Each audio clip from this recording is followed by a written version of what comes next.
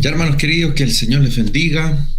Es una alegría poder estar en nuestra segunda reunión de estudio bíblico, poder tenerles también en medio de este tiempo participando, aprendiendo más de nuestro Señor, de su palabra.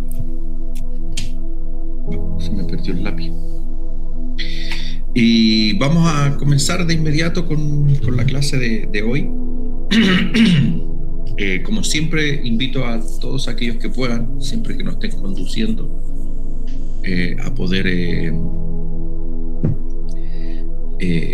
poner sus cámaras ahí activas en la medida de lo posible. O sea, entre que estén y no estén, prefiero que estén, aunque sea con la pantalla, con la cámara cerrada. Pero si tienen la posibilidad, si no hay un impedimento, se lo agradecería también, así puedo ver qué tan guapos son, como nuestro hermano Samuel ahí, que está guapísimo. Somos familia, entonces por ahí va. Mi hermana Susana también está por ahí. ¿Por qué se los pido? Porque igual cuando uno está presentando es bueno verles, saber que están ahí. Eso ayuda. Por supuesto, también sé que a veces hay excepciones. Salvando eso, vámonos de inmediato con la lección de este día. Hermano Benjamín, por favor, usted me ayuda con admitir a los hermanos que se vayan sumando, por favor. Cuando usted esté en presentación, yo los admito.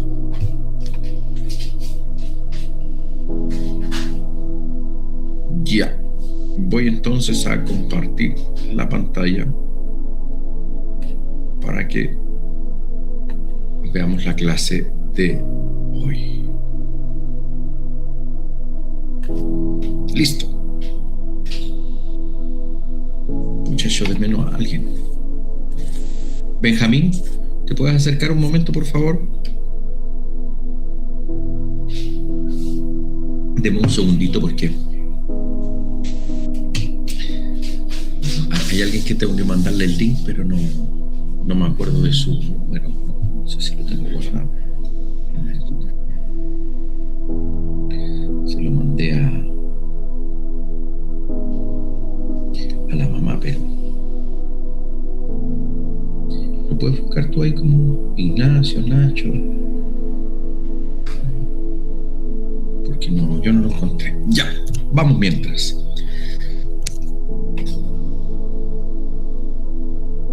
Bienvenidos a el Estudio Bíblico 2026. Vamos con la clase número 2. Perdón. Y antes de empezar, ¿sí? Antes de empezar necesitamos recordar brevemente. ¿Lo pillaste? Perfecto. Necesitamos recordar lo siguiente, que este año vamos a ver el Nuevo Testamento. El año pasado vimos el Nuevo Testamento. Así que esa será la materia de este año. Y en la clase anterior hablamos del periodo intertestamentario. Así brevemente, bien de manera bien somera, debemos decir que el periodo intertestamentario es el periodo que abarca los acontecimientos que tienen lugar entre Malaquías y Mateo, hablando desde la Escritura, desde la Biblia, lo que nosotros mencionamos muchas veces como la hoja en blanco. A este periodo también se le llama los 400 años de silencio. ¿Por qué se le llama así? Porque es un periodo donde no hubo revelación, voz profética escrita. A eso nos referimos con revelación, voz profética escrita. Que cuando hablamos de revelación nos estamos refiriendo a los libros que quedaron dentro del canon de las Escrituras. ¿Ya? Perdón que estoy un poco complicado de la garganta, saliendo del resfriado. ¿Alguien tiene el micrófono abierto? Si lo puede silenciar de manera momentánea, por favor. Ya. Por ahí hay un micrófono abierto. Si no me falla el oído, creo que es la pastora Rosita. Ahí para que le eche una miradita al micrófono.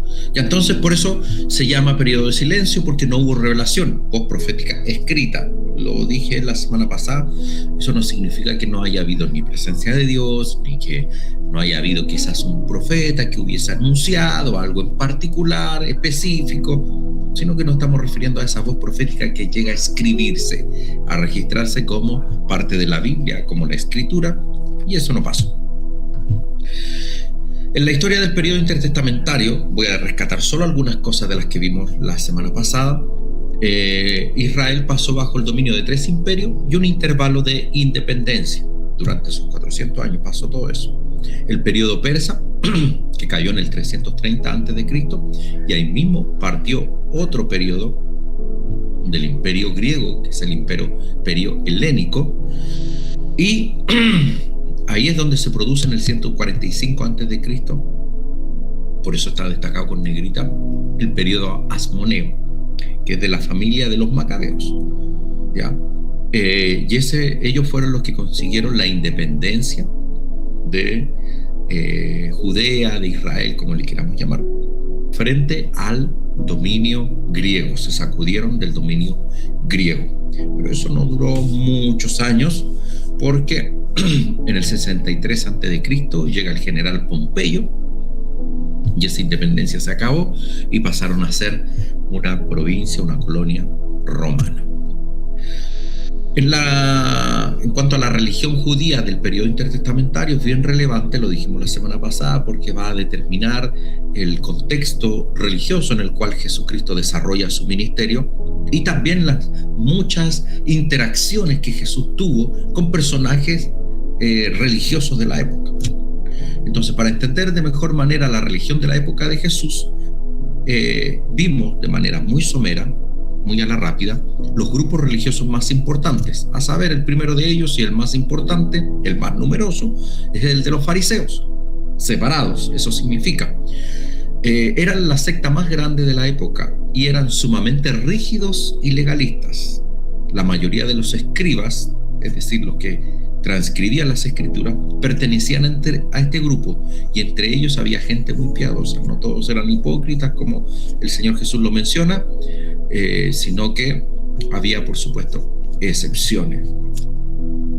Estaban los saduceos, que pertenecían a una línea sacerdotal y eran una minoría en comparación a los fariseos. Eran aristócratas, helenistas y racionalistas. Cuando digo aristócratas, hace referencia a que se codeaban con la alta alcurnia de la época. Eran, por supuesto, hombres bien posicionados económicamente. Cuando decimos que eran helenistas, eran pro cultura griega. Y cuando decimos que eran racionalistas, no creían en los milagros, no creían en ángeles, no creían en demonios, no creían en la resurrección. Solamente le daban validez al Pentateuco y no así al resto de las escrituras. Si ustedes se dan cuenta, y vuelvo atrás un poquito con los saduceos y fariseos, aunque andaban como de la mano en tiempo de Jesús, eran contrarios entre sí, eran bastante contrarios entre sí. Pero para el tema de la muerte de Jesús se pusieron de acuerdo. Los celotes más que una secta religiosa eran un grupo político revolucionario con afanes liberacionistas.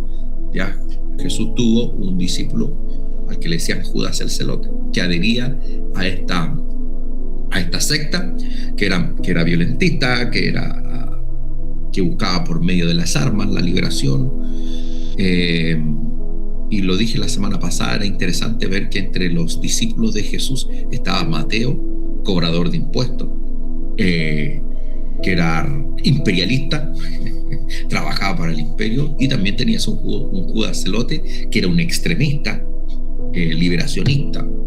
Eran dos polos muy contrarios, y sin embargo Jesús lo tenía en ese camarín. Y el último en mencionar fue los esenios, del cual no dijimos absolutamente nada, porque hoy tenemos al hermano Alejandro, que nos va a entregar una exposición respecto de los esenios. Hermano Alejandro, ¿cómo está usted?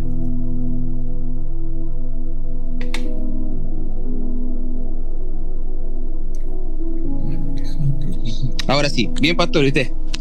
Muy bien, Es que estoy solo con los chiquillos, la madre se está quedando dormida. Eso. Hermano Alejandro, cuando usted me diga, estamos listos para que usted nos hable de los esenios. Eso es lo que quedó pendiente la semana pasada, sí. Así que con usted abrimos. Ahí se ve, ¿no? Sí, ahí está apareciendo ya. Exacto. Arriba hay que poner presentar y se te va. Muchas gracias. Muchas gracias. Eso sería todo. Ya, Pastor, quise hacer lo más resumido posible porque de verdad que es súper largo y salen muchas historias, muchas, no sé, investigaciones que de repente no la encontré media chantarelli. ¿Ya? Pero quise ser súper simple en esto y bueno, a mí me toca presentar sobre los esenios, ¿ya? El contenido de esto, el origen de los esenios. El segundo punto es una secta separada y van a entender el porqué. Después, ubicación geográfica. Me destaqué creencias principales y resultados de la investigación. Y conclusiones finales. ¿Se ve esa pantallita, chica, o no? Sí, hermano Alejandro, eso te iba a decir. ¿Tú la puedes poner hacia abajito? Bien abajito. Por lo menos yo la... Eso, abajito, en el rincón y no molesta. Ya.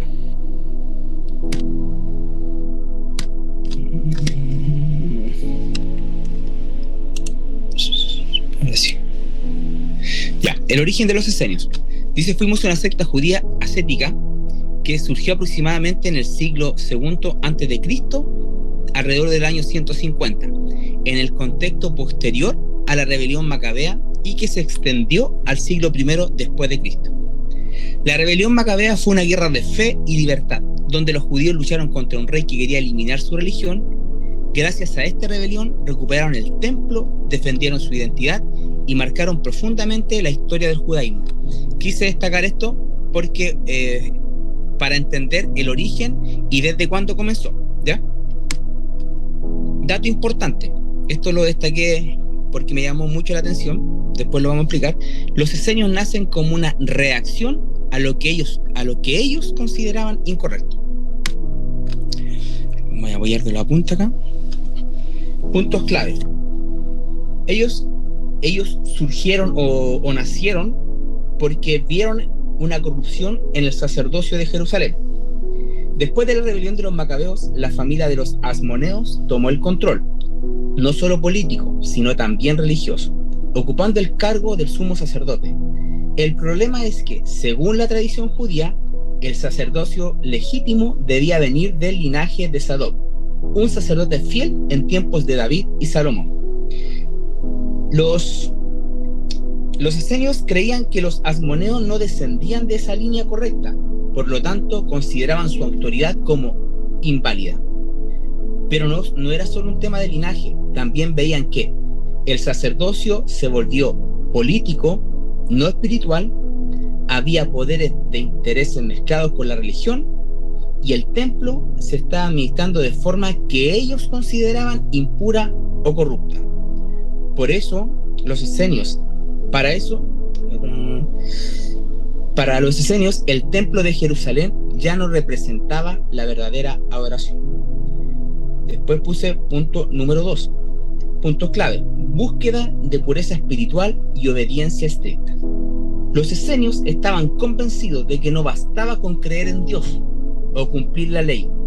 De manera general, ellos querían vivir una vida totalmente pura en todos los aspectos espirituales, morales. Para lograrlo, desarrollaron un estilo de vida. Practicaban rituales constantes de purificación, baños y limpieza ceremonial. Tenían obediencia estricta a la ley de Moisés.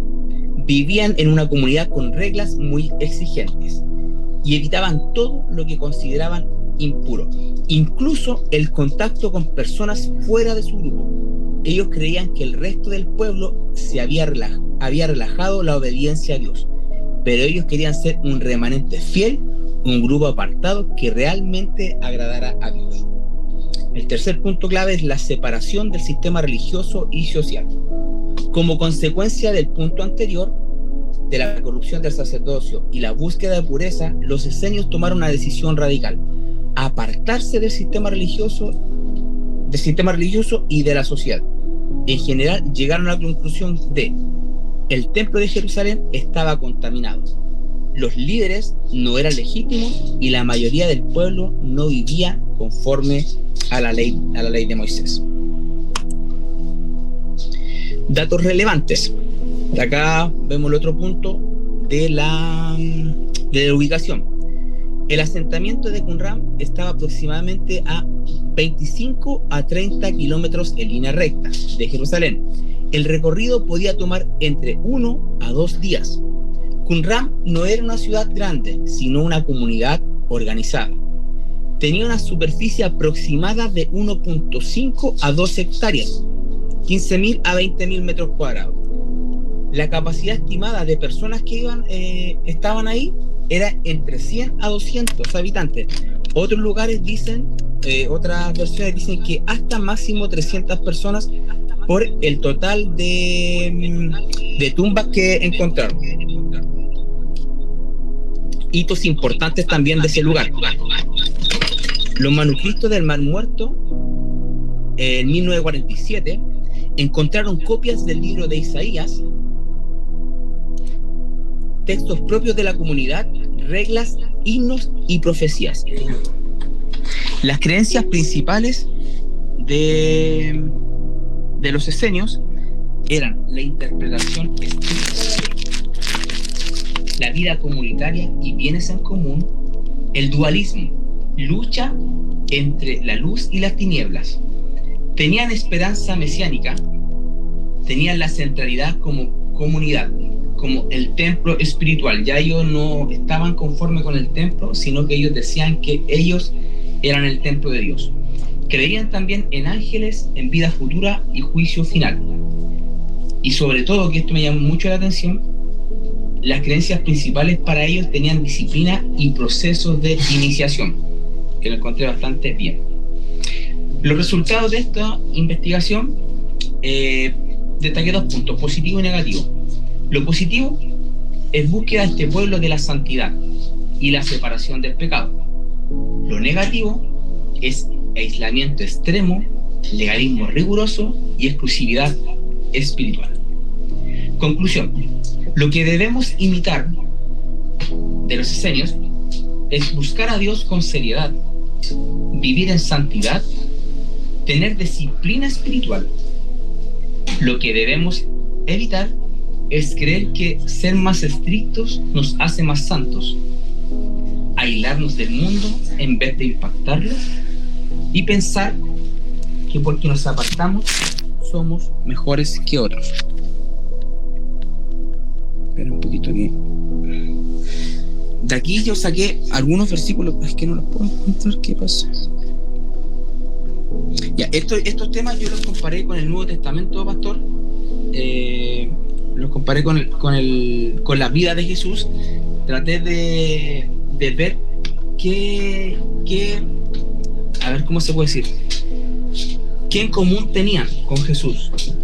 Y de lo que yo puedo encontrar en esto como una conclusión general es que siempre Jesús buscaba a Dios en todo momento. Sin embargo, la gran diferencia es que Jesús, para anunciar el reino, vivía con pecadores, se sentaba con pecadores, y ellos quisieron apartarse para buscar más a Dios en integridad. Así que, ahí, pastor, esa es mi presentación, que estoy medio perdido acá. Aplausos virtuales bajan de la galería. Muchas gracias, hermano Alejandro. No sé si alguien tiene alguna pregunta que realizarle a nuestro hermano Alejandro. Súper bien, por hermano Alejandro, súper bien. El tema, como tú lo mencionaste, es larguísimo. Es larguísimo. De hecho, yo voy a mencionar, como quien dice, reafirmar un poquito algo que mencionaste muy a la rápida, pero que da para mucho tema más. Pero antes de eso, quiero volver a preguntar si alguien tiene alguna consulta que realizarle al hermano Alejandro. Ninguna. Entonces voy con lo que les había mencionado. Los esenios tienen una importancia bien grande. Bien grande. Los esenios se sitúan alrededor del año, por aquí, entre el año 150 perdón, ahora sí, entre el año 150 y el año 70 después de Cristo. Ahí más o menos situamos a los esenios. ¿Por qué el año 150? Porque, como bien mencionó nuestro hermano Alejandro, los esenios se terminan separando, se terminan apartando, porque no estaban de acuerdo en cómo se estaba llevando a cabo. Recuerden que nosotros vimos en una de las presentaciones de que hubo un periodo de independencia, y ese periodo partió en el año 145 antes de Cristo. En ese periodo partió ese espacio de independencia, ¿ya? Y los esenios estaban ahí, estaban en Israel, estaban en Jerusalén, estaban en el templo. Pero resulta que con la independencia, ahí se comenzaron a hacer cosas con las cuales ellos no estaban de acuerdo. ¿Qué pasó? Que el asunto del sacerdocio, más que respetar el linaje, era una posición política. Era como un premio político, se ponía a quien más convenía. Recordemos que si bien los asmoneos, que de ahí surgen después, surgen los saduceos, los asmoneos estaban como que consiguieron la independencia, pero muchos de ellos eran partidarios del helenismo, de la cultura griega. Entonces eran como más relajados, con algunas normas, y eso por supuesto le molestaba a fariseos, le molestaba, pero los fariseos permanecieron. Sin embargo, los saduceos, que originalmente los esenios, que originalmente estaban mezclados con los fariseos, tomaron una medida más drástica y hicieron retirada. Se fueron a esta comunidad, la cual se le llama Qumran, como bien dijo nuestro hermano Alejandro, a 1 o 2 días de camino. No recuerdo cuántos kilómetros eran, hermano Alejandro, usted lo mencionó, aprox. Eran, pero de 25 a 30 kilómetros. Podrían tardar caminando entre 1 a 2 días. Exacto. Entonces se fueron a esa comunidad Qumran a vivir una vida ascética. ¿Qué es lo que es una vida ascética? Por ejemplo, entre otras cosas, el ascetismo es castigarse físicamente, ¿ya? Ellos cuidaban su dieta, ellos consideraban, no sé, como decía nuestro hermano Alejandro, el juntarse con otros que no fueran esenios era un pecado, tenían ritos de iniciación, era una comunidad cerrada, era una comunidad muy estricta, y a ellos, y esto es lo que yo quería mencionar, que es relevante, que se mencionó ahí también, pero como bien a la rapidita, que gracias a ellos en Qumran, en el año, por aquí lo tengo, por ahí por el año 1947, comenzó una serie de hallazgos de los rollos del Mar Muerto, así se le llaman, que es en la comunidad donde ellos habitaban, porque ellos siguieron con la práctica de hacer copias de las escrituras, y tenían otros escritos también, y esos fueron los que se encontraron a partir del 1947 en las cuevas de Qumran, y a ellos agradecemos la documentación más antigua, valga la redundancia, del Antiguo Testamento, de las escrituras del Antiguo Testamento. Gracias a esa rigurosidad, gracias a ese ascetismo, gracias a ese apartarse, es que se encontraron estos hallazgos, y que son muy valiosos para la documentación de la escritura. Recuerden que cuando hablamos de documentación de la escritura, estamos haciendo referencia a los hallazgos que respaldan la veracidad de las escrituras. Así que a ellos les agradecemos mucho eso. Y aquí voy con una consulta que quiero abrir el panel para que me den algunos sus opiniones, porque hay muchos que han dicho que Jesús era un esenio. Algo mencionó nuestro hermano Alejandro, así que hermano Alejandro, por favor, ahora Prefiero que te silencias y que otros puedan opinar al respecto. ¿Qué opinan respecto de aquellos que dicen que Jesús era un escenio?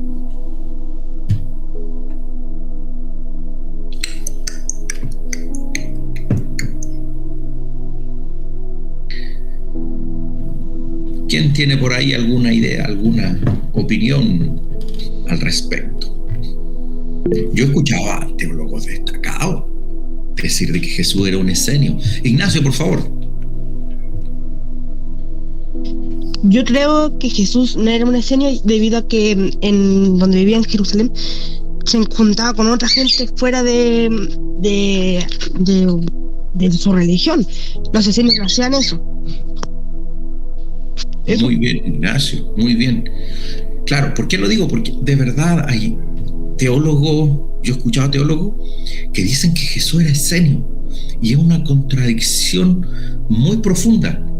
De partida, la más práctica, la que menciona nuestro hermano Ignacio, es que, y lo dijo el hermano Alejandro también, o sea, Jesús de escenio no tenía nada de separatista.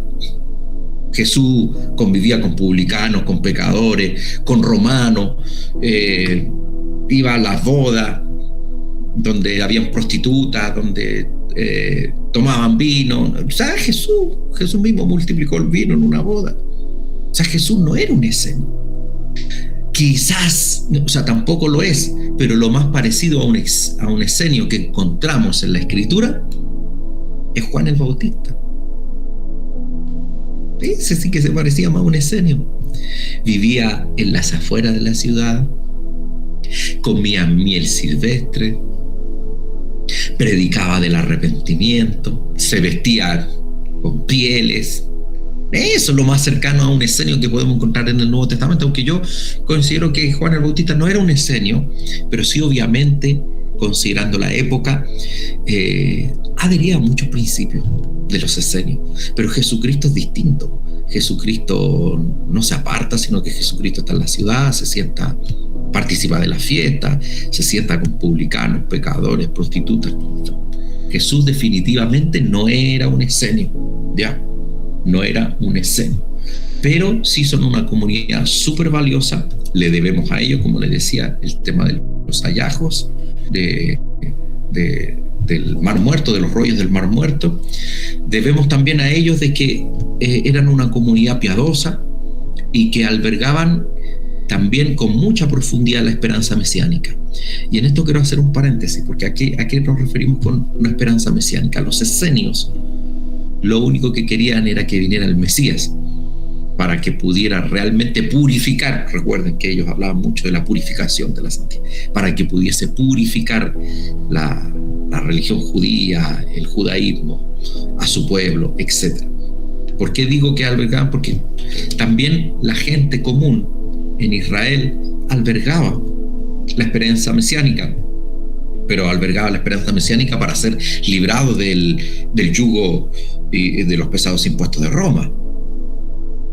No desde la perspectiva de la santidad y de la pureza como nos enseña. Y si hablamos de la cúpula religiosa, algunos fariseos y yo creo que todos los saduceos, en realidad ellos no esperaban al Mesías, porque el Mesías sería un problema para ellos, que estaban muy bien ubicados, estaban muy bien apitutados, estaban con muy buenos lazos con el gobierno. Entonces a ellos no les convenía mucho que viniera el Mesías. Así que eso con los esenios. Dios te bendiga, hermano Alejandro. Cuando ya se mencionen por ahí los esenios, que es lo que me interesa a mí, que ustedes sepan que eran un grupo religioso, una secta separatista, que vivía en las afueras, a orillas del Mar Muerto, en una comunidad que ellos asentaron, no muy grande, 200 personas aproximadamente, que eran muy piadosos, eran rigurosos, que no se juntaban con los demás, los consideran a todos los demás pecadores, y que gracias a ellos tenemos las escrituras, o sea, tenemos hallazgos de las escrituras, porque ellos mismos también se dedicaban a escribir, a copiar, a conservar. Así que son muy importantes los esenios y además son contemporáneos. Por ahí, por el 70 después de Cristo, huyen cuando es destruido el templo, y de ahí se dispersa esta comunidad y desaparece. Se finisce. Sigamos entonces. Voy a volver a mi presentación, que la habíamos dejado ahí pendiente con los esenios, y se va a ir preparando nuestro hermano. Vamos al tiro con nuestro hermano Benjamín. Y después sigo con la presentación. Hermano Benjamín, por favor. Vamos entonces con nuestro hermano Benjamín, que va a responder una pregunta. Voy a hacer el preámbulo mientras tanto. Le hice una consulta yo al hermano, bueno, le hice a todos una consulta, y el hermano Benjamín tomó el desafío. En las hojitas que yo le entregué se refiere a Judea como Palestina. Y a mí me gusta mucho lo escrito de Pablo Hoff, pero ahí me dio ira. Porque se refiere a Judea como Palestina. No, eso no me gustó para nada. Y el hermano Benjamín tiene la difícil tarea de explicar por qué no me gusta la expresión Palestina para referirme a Judea. Hermano Benjamín, ¿cómo estamos? Bien, aquí ya desde el teléfono, porque el micrófono del computador está flaqueando. Perfecto. Pero sí ahí puede presentar, ¿verdad? Muy bien. Ya. ¿Se ve, cierto? Sí, se ve bien. Ya.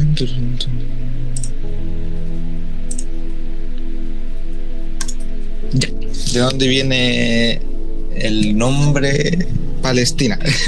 No me alcanzó para poner nombre acá, así que lo especifico yo. Bueno, el origen del nombre, la palabra Palestina viene del latín Palaestina, que a su vez proviene del griego Filistia, nombre que usaba para la tierra de los filisteos en la Biblia. Los filisteos aparecen muchas veces como enemigos de Israel. No. Ahora sí. Por ejemplo, en la historia de David y Goliat. Bueno, aquí en relación con la Biblia no habla mucho de esto, porque lo único que se menciona estaba en dominio del Imperio Romano en Judea. Y aquí viene lo del cambio de nombre. Entre los años 132 y 135 después de Cristo ocurrió la revuelta de Bar Kokhba, una rebelión del pueblo judío contra Roma en Judea. En ese entonces Judea le hizo bastante daño al Imperio Romano, incluso llegando a controlar parte de Judea, y con aproximadamente 5.000 soldados romanos muertos. Debido a esto y el enojo del emperador Adriano, buscó quiénes eran los mayores enemigos de los judíos, los filisteos, y les puso ese nombre como venganza. Entonces, ¿por qué al pastor se enoja cuando le dicen Palestina? Esto se debe que el nombre Palestina fue establecido oficialmente por el emperador Adriano en el año 135 después de Cristo, después de la revuelta de Bar Kokhba contra el Imperio Romano. Tras derrotar la rebelión, Adriano cambió el nombre de la provincia de Judea a Siria Palestina, como parte de una reorganización del territorio. Por esta razón, antes de esa fecha, la región era conocida oficialmente como Judea dentro del Imperio Romano, no como Palestina. Entonces, más que nada por eso está erróneo en el texto que decía mi padre. Eso. Y eso, dice el hermano Benjamín. Sí, por ahí no me quedó muy claro en una de las presentaciones cuando hablaba acerca de las escrituras. Ciertamente los filisteos son conocidos, eran los rivales permanentes de Israel en tiempos de los jueces, en tiempos de David. pero los filisteos fueron derrotados de manera definitiva, desaparecieron de la faz de la tierra como pueblo. Y quien se acordó de eso fue Adriano, y por eso no me gusta el nombre Palestina. Primero porque no es contemporáneo, o sea, cuando hablamos no podemos decir Palestina en tiempo de Jesús, que es lo que pasa en algunas Biblias. Incluso aparece un mapa y dice Palestina en tiempo de Jesús. No me gusta, porque a las finales el nombre palestino es un nombre, yo lo veo así, peyorativo. Es un nombre contrario, que en su afán Adriano, por su molestia, por la pérdida de ejército y por lo difícil que fue la rebelión de Judas Bar Kokhba, quiso borrar de la existencia al pueblo judío y su territorio. Entonces lo llamó como sus enemigos, tierra de Palestina, es decir, tierra de filisteos, de Filistea. Entonces, cuando hablamos de Palestina, estamos hablando de un nombre que es contrario al pueblo de Israel. Ya, por eso a mí no me gusta la expresión. Y además que tardía, es que fuera de contexto, porque si hablamos de Palestina en tiempo de Jesús, hablamos de Judea. En tiempo de Jesús no se llamaba Palestina. Le llamaron Siria-Palestina a partir del 135 el emperador Adriano, y con los fines que ya mencionó nuestro hermano Benjamín. Ahora, el texto que yo les entregué está buenísimo, es el único reparo que tengo, así que sigan leyendo. Ya. ¿Cómo está, hermana Susana? Perdón, antes de ir con nuestra hermana Susana, ¿preguntas al respecto de Palestina? ¿Preguntas? ¿Alguna duda al respecto?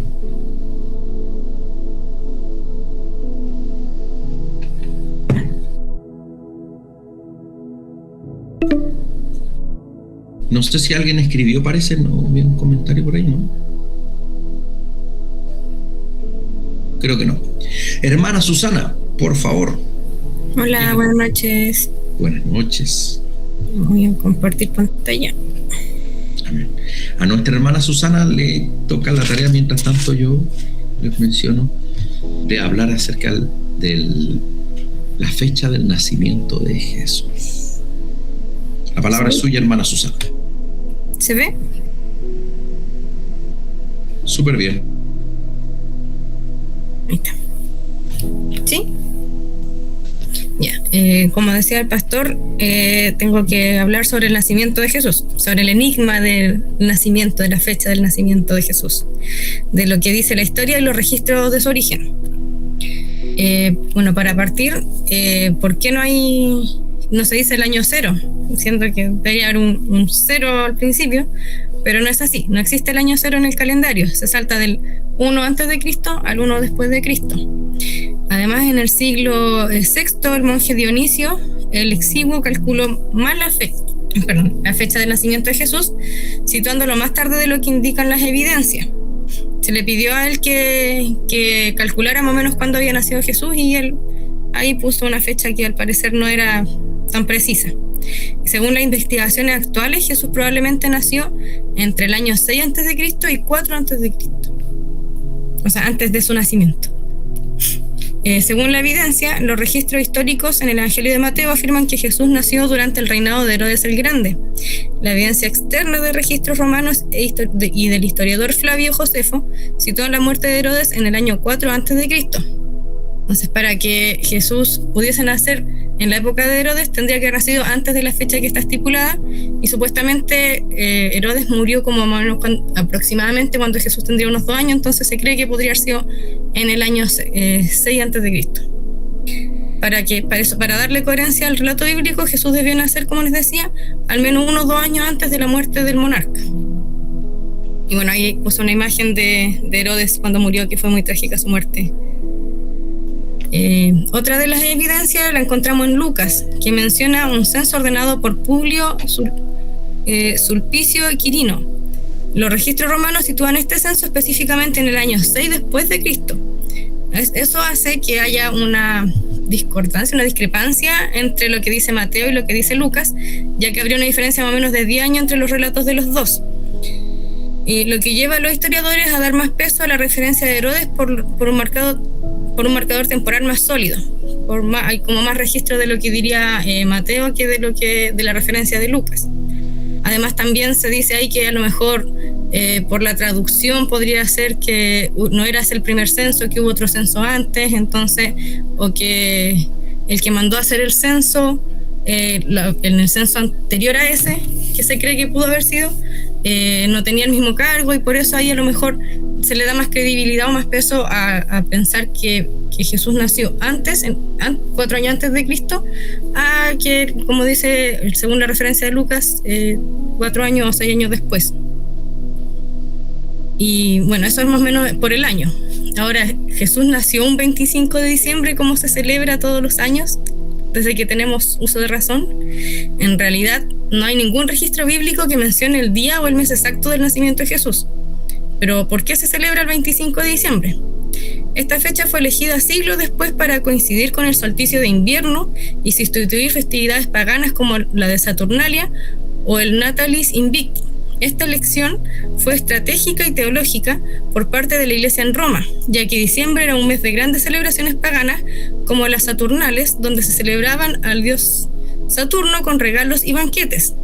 Y el 25 de diciembre específicamente era el nacimiento del Sol Invicto, donde comenzaba el solsticio de invierno, honrando al Sol como deidad suprema.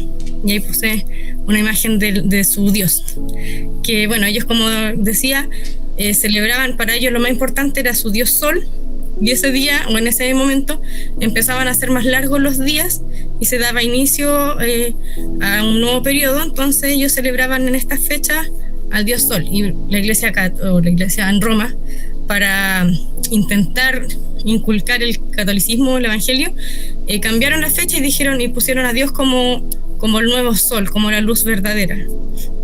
Y Jesús empezó a simbolizar eso. Entonces, como que reemplazaron su Dios pagano por Jesús, y así trataron de expandir el evangelio, o de expandir su creencia. Entonces fue una forma de manipular las creencias paganas e introducir a Jesús en el cristianismo, a la gente en el cristianismo. La evidencia. Los historiadores y expertos bíblicos sugieren que el nacimiento de Jesús ocurrió probablemente entre septiembre y octubre, o durante la primavera más ampliamente. Lucas menciona pastores durmiendo al aire libre con sus rebaños. En Judea, esto sugiere que el nacimiento ocurrió en una época más cálida, entre primavera o verano, y no en el crudo invierno de diciembre. ¿Por qué? Porque cuando ya empezaba el invierno, los animales se guardaban, no estaban en el exterior, porque era insoportable el frío, o sea, no se podía, ni en la actualidad se puede, mucho menos en esa época con las ropas que usaban ni nada, así que se puede descartar que hubiese nacido en diciembre. Algunos estudios calculan la fecha basándose en el turno sacerdotal de Abías, al que pertenecía Zacarías, el padre de Juan el Bautista. Según este orden cronológico, Juan habría nacido en marzo y Jesús 6 meses después, situando su nacimiento entre septiembre y octubre. Además, ciertas teorías astronómicas asocian la estrella de Belén con conjunciones planetarias ocurridas en junio en el año 2 a.C. o en octubre en el año 7 a.C., que fueron acontecimientos astronómicos que se cree que pasaron en esa época y que podrían tener referencia con la estrella de Belén. Además, los censos, como el mencionado en el relato de Lucas, solían realizarse en épocas de buen clima para facilitar el viaje de las personas a sus ciudades de origen, lo que refuerza la idea de que fue en una estación cálida y no en invierno como se celebra, en el invierno de ellos, porque acá es verano. Y bueno, esa es mi presentación. Ahora, para concluir, no puse una conclusión así detallada, pero para concluir en lo que leía y también en lo que yo pienso, claro, uno tiene que saber o quiere saber más, pero en realidad, ¿por qué no se le da importancia en la Biblia al nacimiento o a la fecha del nacimiento? Es porque no tiene ninguna relevancia exactamente, además que la gente suele celebrar cosas fuera de lugar y probablemente idolatrarían de cierto modo la fecha en vez de celebrar a Jesús, que de hecho pasa hoy en día, que la gente se preocupa más de los regalos que del festejado. Entonces, por lo mismo, no se le da relevancia a eso, sino que a la resurrección, que es a lo que Él vino, a salvar a su pueblo y a mostrar que teníamos una nueva oportunidad a través de la resurrección y a través del sacrificio que Él hizo. por eso no se le da, según lo que yo estuve viendo y lo que creo, no es tan relevante el saber exactamente qué día, sino que más bien la salvación que Él nos dio. Y esa es mi presentación. Súper bien, hermana Susana. Perdón si se metió algún ruido, pensé que tenía muteado el micrófono, no lo tenía. Pero súper bien. No sé si alguien tiene alguna consulta que realizarle a la hermana Susana, si tiene alguna duda.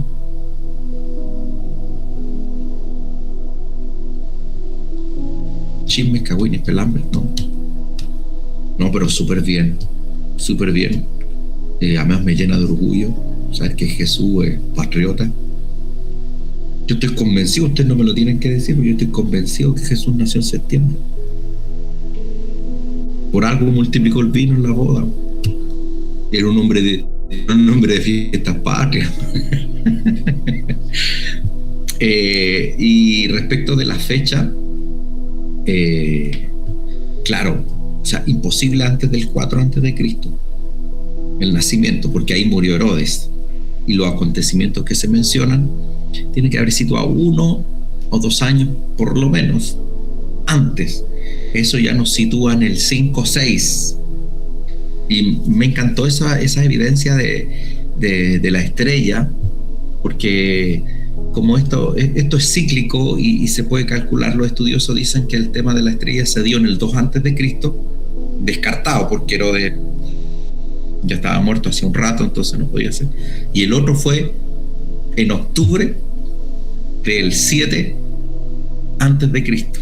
Sí, yo creo que por ahí va la cosa.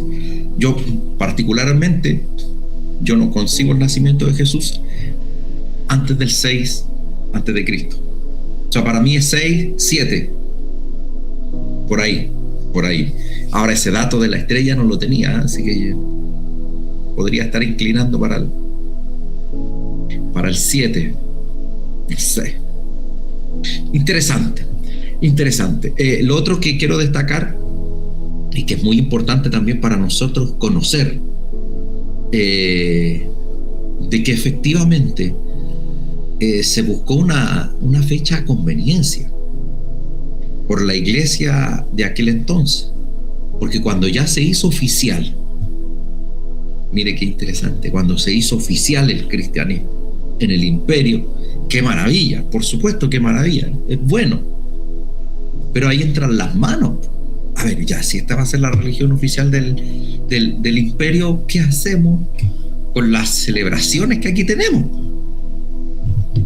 Entonces ahí es donde se zanja el tema y dice, bueno, si el 25 es la celebración más importante, el sol invictus, el sol naciente, ahí nació Jesús, ¿están todos de acuerdo? ¿Están todos de acuerdo? ¿A todos nos convenía? Bueno, digo yo, a todos los que estaban ahí, a todos les convenía de que el nacimiento de Jesús se celebrara el día 25. Eso permitía que al pueblo le cambiaran el festejar nomás, pero no le cambiaran la fecha de la celebración. Interesante. Es como que quisiéramos cambiar ahora la fecha, ¿no? Imagínense cómo sería ese septiembre. 18 feriados, 19 feriados, y después póngale ahí en el 28, el 25, el 26, pongámosle 25, el nacimiento de Jesús, 25 de septiembre, no, ese mes no trabajaríamos nada. Entonces yo creo que hasta hoy el Congreso diría, no nos conviene celebrar el nacimiento de Jesús el 25 de septiembre. Así que dejémoslo así tal cual está, pero tengamos plena conciencia de que no nació en el año 1, ya sea antes o después de Cristo, porque el año 0 propiamente tal no está, y tampoco nació en 25 de diciembre. Estamos claros, podemos debatir si fue ¿por qué esa ambigüedad si es septiembre-octubre? Lo mismo pasa con la Semana Santa. ¿Por qué abril o marzo? Porque resulta que el calendario judío siempre va a la mitad. El mes judío no es como enero, el mes tanto, no, siempre va a la mitad. Entonces en el mes judío que corresponde para nosotros Semana Santa, para los judíos Pascua, está entre la segunda, más que segunda, la segunda quincena, es decir, la segunda mitad de marzo y la primera mitad de abril. Por eso que coincide ahí. Y lo mismo pasa con el nacimiento de Jesús. Las tercera o cuarta semana de septiembre o la primera y segunda semana de octubre. Ahí está. En uno de esos días. ¿Ya? Ahora, eso no es relevante para nuestra fe, no va a cambiar lo que creemos, no va a cambiar lo que nuestra celebración. Podemos celebrar el 25 de diciembre sin problema. No pasa por ahí. Lo importante es que usted y yo sepamos el trasfondo, porque a veces nos encontramos defendiendo cosas que no tienen un fundamento bíblico. Muchas gracias a todos mis hermanos que nos han presentado el día de hoy. Yo rápidamente quiero ver cuánto nos queda. Nos quedan menos de 2 minutos. Vamos a dejarlo ahí para la próxima semana. Vamos a tocar el tema de las fuentes de Jesucristo, las fuentes de historicidad de Jesucristo, las fuentes literarias. Ya vamos a ver a dónde encontramos a Jesús, dónde encontramos la historia de Jesús. Me va a decir los evangelios. Amén, sí, los evangelios. Pero también hay otras fuentes que nos hablan y que también son valiosas, porque precisamente no son fuentes cristianas. Vamos a terminar, no quiero hacer una nueva conexión solamente para los 2 minutos que nos quedan, así que vamos a orar, que el Señor les bendiga grandemente. Padre Celestial, gracias por este tiempo maravilloso que nos has permitido. Gracias por cada uno de mis hermanos que el día de hoy se ha conectado. Gracias por Danitza, que hoy se sumó, Señor amado, y gracias por cada uno de ellos. Bendíceles grandemente, que tu presencia, tu amor y ese anhelo por aprender más de ti esté cada día en nosotros y podamos, Señor amado, aprender más de ti en cada clase, en este estudio, a tener hambre de tu presencia y del conocimiento de tu palabra. En el nombre de Jesús te lo ruego, mi Señor y Salvador. Amén. Hermanos queridos, que el Señor les bendiga. Se me cuidan. Buenas noches. Bendiciones, buenas noches.